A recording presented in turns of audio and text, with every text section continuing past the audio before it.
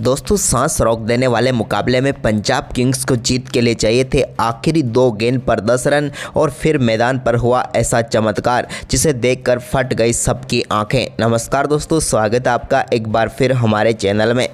दोस्तों पंजाब किंग्स और सनराइज हैदराबाद के बीच हुए कांटे के टक्कर के मुकाबले में आखिरी ओवर में इस मैच का सबसे बड़ा रोमांच देखने को मिला। तो दोस्तों हम आपको बताएंगे कि किस प्रकार से इन युवा बल्लेबाजों ने इस हारे हुए मुकाबले को अंत तक जीत के करीब पहुंचा दिया। लेकिन दोस्तों उससे पहले आप भी शशांक सिंह और आशुतोष शर्मा की शानदार बल्लेबाजी को देखकर खुश हैं तो इस वीडियो को एक लाइक जरूर कर दें। तो चलिए दोस्तों जानते हैं इस मुकाबले का पूरा हाईलाइट शुरुआत से ही कि किस प्रकार से इस मुकाबले का रोमांच बना। तो दोस्तों आज के इस मुकाबले में सिक्का उछाला शिखर धवन ने और गिरा भी उन्हीं के पक्ष में। उन्होंने टॉस जीतकर पहले बल्लेबाजी के लिए आमंत्रित किया हैदराबाद की टीम को। हैदराबाद के लिए अभिषेक शर्मा और ट्रेविस हेड पारी की शुरुआत करने उतरे तो पहले ओवर की तीसरी गेंद पर ट्रेविस हेड के बल्ले से एक शानदार चौका देखने को मिला। तो वहीं पर इसके बाद दूसरे ओवर की 5वीं गेंद पर बैकवर्ड पॉइंट की तरफ एक चौका अभिषेक शर्मा ने भी जड़ा। लेकिन इसके बाद तीसरा ओवर डालने आए कंगिसो रबाडा की पहली गेंद पर इनसाइड एज के जरिए यहाँ पर चौका मिला ट्रेविस हेड को। तो वहीं पर इसकी अगली ही गेंद पर उन्होंने शानदार तरीके का शॉट खेला और इस बार बैकवर्ड स्क्वायर की तरफ एक और शानदार चौका जड़ दिया। वहीं पर इनका शानदार परफॉर्मेंस ओवर की तीसरी गेंद पर भी जारी रहा जहां पर उनके बल्ले से एक और शानदार चौका मिडॉन की तरफ देखने को मिला और 3 गेंदों पर 3 चौके लगाकर चौकों की हेड रेक पूरी कर डाली। लेकिन इसके बाद दोस्तों यहां पर चौथे ओवर की दूसरी गेंद पर अर्शदीप सिंह ने वापसी करवा दी पंजाब किंग्स की और शिखर धवन के एक बेहतरीन कैच ने समाप्त की पारी यहां पर ट्रेविस हेड की। ट्रेविस हेड अच्छी बल्लेबाजी कर रहे थे लेकिन 15 गेंदों का सामना करने के बाद 21 रन बनाकर वो पेविलियन लौटे। इसके बाद दोस्तों यहां पर इसी ओवर की चौथी गेंद पर नए बल्लेबाज एडन मार्करम का खाता भी नहीं खुला और उन्हें भी पेविलियन भेज दिया अर्शदीप सिंह ने। जितेश शर्मा ने शानदार कैच पकड़ा और पारी समाप्त हुई एडन मार्करम की जहां पर उन्होंने सिर्फ 2 गेंदों का सामना किया और 2 ही रन बनाकर वो पेविलियन लौट गए। इसके बाद अभिषेक शर्मा ने 5वें ओवर की चौथी गेंद पर सैम करन की गेंद को कवर के ऊपर से शानदार शॉट खेलते हुए स्टैंड में डिपॉजिट कर दिया और इस मुकाबले का पहला छक्का जड़ा। तो वहीं पर इसकी अगली ही गेंद पर उनके बल्ले से एक और शानदार चौका देखने को मिला जहां पर उन्होंने मिडॉन की तरफ गेंद को चौके के लिए भेजा।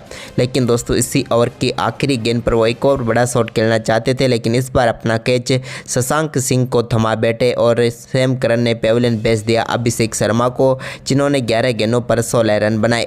इसके बाद दोस्तों यहाँ पर राहुल त्रिपाठी क्रीज पर उतरे इम्पैक्ट प्लेयर के तौर पर तो उन्होंने 7वें ओवर की चौथी गेंद पर एक चौका हरप्रीत बरार की गेंद पर लगाया।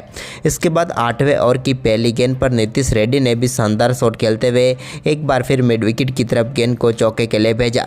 लेकिन इसके बाद 10वें ओवर की चौथी गेंद पर हर्षल पटेल ने यहां पर पेविलियन भेजा राहुल त्रिपाठी को विकेट कीपर जितेश शर्मा के हाथों कैच कराकर। राहुल त्रिपाठी ने 14 गेंदों का सामना किया और 11 रन बनाकर वो भी पेविलियन लौटे। तो वहीं पर इसके बाद 11वें ओवर की दूसरी गेंद पर नीतीश रेड्डी के बल्ले से एक और शानदार चौका देखने को मिला जहां पर उन्होंने बिहाइंड द शॉट खेला और चौका भेज दिया। इसके बाद दोस्तों ओवर की तीसरी गेंद पर भी उन्होंने बैकवर्ड स्क्वायर लेग के ऊपर से गेंद को सीधे स्टैंड में डिपॉजिट करते हुए एक शानदार छक्का जड़ दिया। तो वहीं पर इसके बाद दोस्तों हेनरी क्लासेन भी शानदार बल्लेबाजी करते हुए 11वें ओवर की आखिरी गेंद पर उन्होंने भी एक चौका जड़ा। तो इसके बाद 12वां ओवर डालने आए कंगिसो रबाडा की 5वीं गेंद पर शानदार शॉट खेलते हुए लॉन्ग लेग के ऊपर से गेंद को सीधे स्टैंड में डिपॉजिट कर दिया नीतीश रेड्डी ने और एक और शानदार छक्का उनके बल्ले से देखने को मिला। तो वहीं पर इसके बाद 13वें ओवर की पहली गेंद पर भी सैम करन की गेंद को बैकवर्ड स्क्वायर लेग के ऊपर से ही छक्के के लिए एक बार फिर से स्टैंड में डिपॉजिट किया नीतीश रेड्डी ने। तो वहीं पर नीतीश रेड्डी का तो शानदार परफॉर्मेंस जारी था लेकिन 14वें ओवर की पहली गेंद पर हर्षल पटेल ने क्लासेन को यहाँ पर सैम करन के हाथों कैच कराकर पेविलियन भेज दिया और बेहद ही महत्वपूर्ण सफलता पंजाब किंग्स की टीम को दिला दी। क्लासेन 9 गेंदों का सामना करने के बाद 9 रन बनाकर पेविलियन लौटे। इसके बाद दोस्तों यहाँ पर अब्दुल समद क्रीज पर उतरे तो उन्होंने आते ही 14वें ओवर की चौथी गेंद पर चौके के साथ शानदार तरीके से अपना खाता खोला। तो वहीं पर ओवर की 5वीं गेंद पर भी उनके बल्ले से एक और शानदार चौका फाइन लेग की तरफ देखने को मिला। इसके बाद दोस्तों यहाँ पर 15वां ओवर डालने आए हरप्रीत बरार के ओवर में कमाल की बल्लेबाजी देखने को मिली नीतीश रेड्डी के बल्ले से जहां पर उन्होंने दूसरी गेंद पर बैकवर्ड पॉइंट की तरफ चौका लगाकर शानदार बल्लेबाजी करते हुए अपना बेहतरीन अर्धशतक पूरा कर लिया। इसके बाद दोस्तों तीसरी गेंद पर उनके बल्ले से एक और शानदार छक्का देखने को मिला। कमाल की बल्लेबाजी रही इस ओवर में उनकी, तो वहीं पर शानदार तरीके से उन्होंने ओवर की चौथी गेंद पर भी एक और शानदार चौका जड़ा, जबकि पांचवी गेंद पर उनके बल्ले से लॉन्ग ऑफ के ऊपर से एक और शानदार छक्का देखने को मिला। ये ओवर पूरी तरीके से यहाँ पर सनराइज हैदराबाद के पक्ष में गया। इसके बाद 16वें ओवर की चौथी गेंद पर अब्दुल समद ने भी एक और शानदार चौका हर्षल पटेल की गेंद पर जड़ दिया। इसके बाद शानदार परफॉर्मेंस जारी था, लेकिन तभी दोस्तों यहाँ पर 17वें ओवर की तीसरी गेंद पर अर्शदीप सिंह ने अब्दुल समद को हर्षल पटेल के हाथों कैच कराकर पेविलियन भेज दिया। उन्होंने 12 गेंदों पर 25 रन बनाए। तो वहीं पर इसी ओवर की पांचवी गेंद पर उन्होंने नीतीश रेड्डी को भी पेविलियन भेज दिया, जो कि काफ़ी शानदार बल्लेबाजी कर रहे थे, लेकिन अपना केस वो भी कांगेश्वर रबाडा को थमा बैठे और एक ही ओवर में एक बार फिर 2 सफलताएं यहां पर दिलाने में कामयाब हुए अर्शदीप सिंह। 37 गेंदों पर 64 रनों की पारी खेलकर पेविलियन लौटे नीतीश कुमार रेड्डी। इसके बाद यहां पर कप्तान कमिंस को बोल्ट करके पेविलियन भेज दिया कांगेश्वर रबाडा ने। वह तो कुछ खास नहीं कर पाए। 4 गेंदों का सामना करने के बाद 3 रन बनाकर पैट कमिंस पेविलियन लौट गए।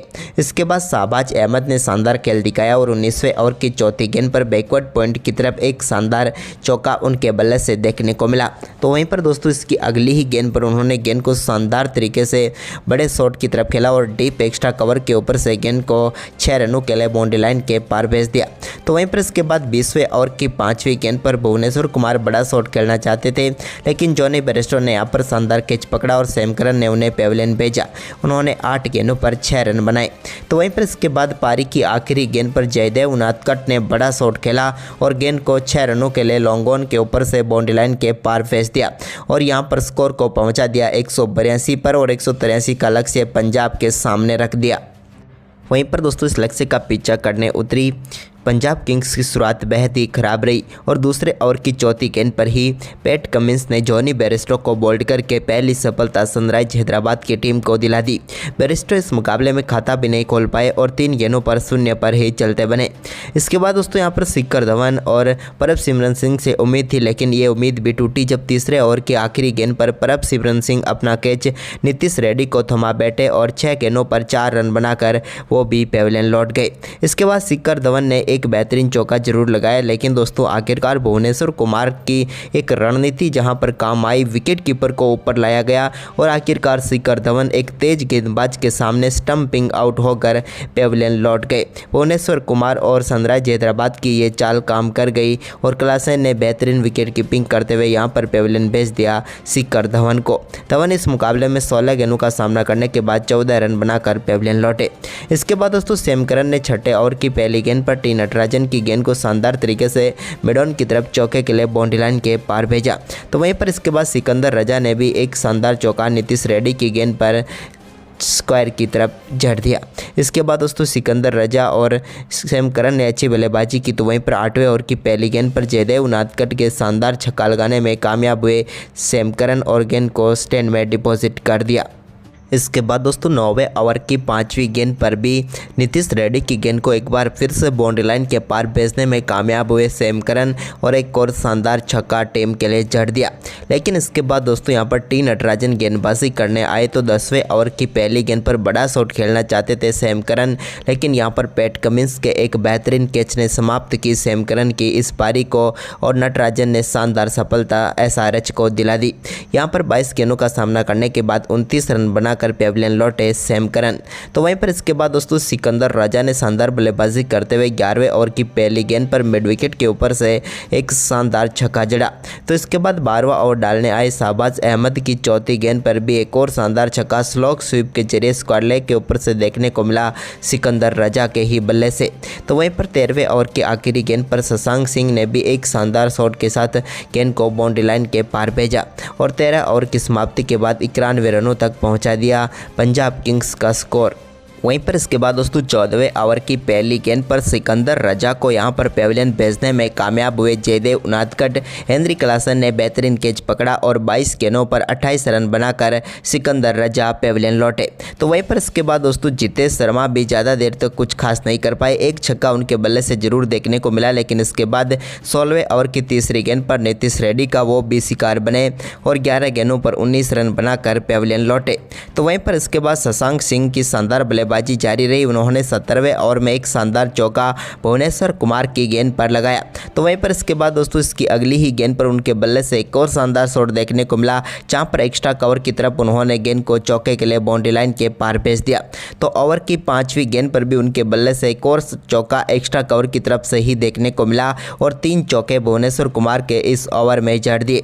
इसके बाद दोस्तों 18वां ओवर डालने आए पैट कमिंस की दूसरी गेंद पर आशुतोष शर्मा के बल्ले से बैकवर्ड पॉइंट की तरफ एक शानदार चौका देखने को मिला। तो वहीं पर इसी ओवर की तीसरी गेंद पर भी उन्होंने शानदार तरीके से अपर कट शॉट खेला और गेंद को क्लासन के ऊपर से एक और चौके के लिए बाउंड्री लाइन के पार भेजा।